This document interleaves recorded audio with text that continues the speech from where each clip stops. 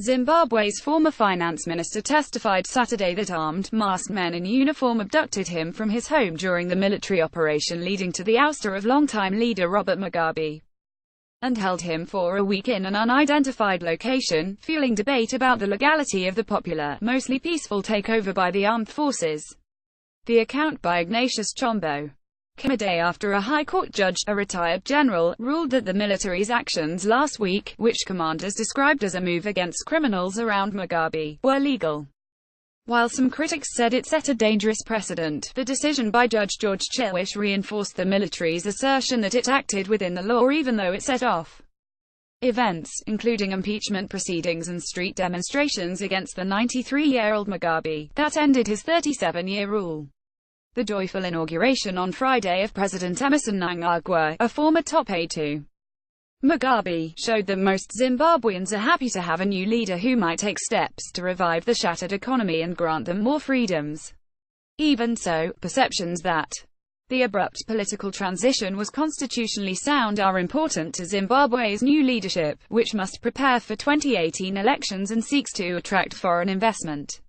However, Chombo and two leaders the ruling ZANU-PF party's youth league who said they were abducted by the military before being handed over days later to the police described experiences reminiscent of human rights violations that were a routine occurrence during Mugabe's rule.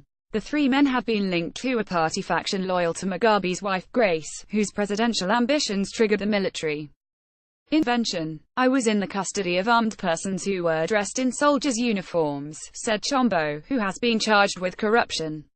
"I don't know where I was taken to." He described in court how the raid in the early morning of November 15 began with two explosions, one of which shook his home. Men entered his bedroom with AK-47 assault rifles pointed at him, his wife and his maid, then handcuffed and hustled him out of the house through a smashed living room window, blindfolding him with his own T-shirt, Chombo said. A one-hour drive to an unidentified location led to days of custody during which interrogators told him that he had performed badly in his role as a government official and ruling party leader, he said. He said he was blindfolded most of the time and never saw his captors' faces. He was not assaulted and saw a doctor after requesting pills, but suffered lacerations during the forced exit from his home, falling several times while barefoot. Several days ago, his captors told him to pack his things and they drove him home, he said. There, two cars with police were parked. They said, "You are under arrest," Chombo said.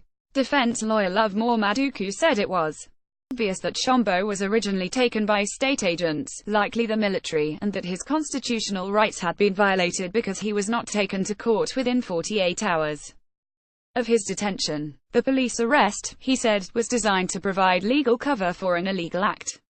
"The military must know that there is a constitution in this country," Maduku said. "There's no such thing as a military arrest." However, State Prosecutor Edmore Nyazamba said the police arrest of Chombo was lawful and that there was no evidence the armed men who previously held him belonged to the military. The detained youth leaders, Kujani Chipanga and Innocent Hamandus, have been accused of denigrating the military.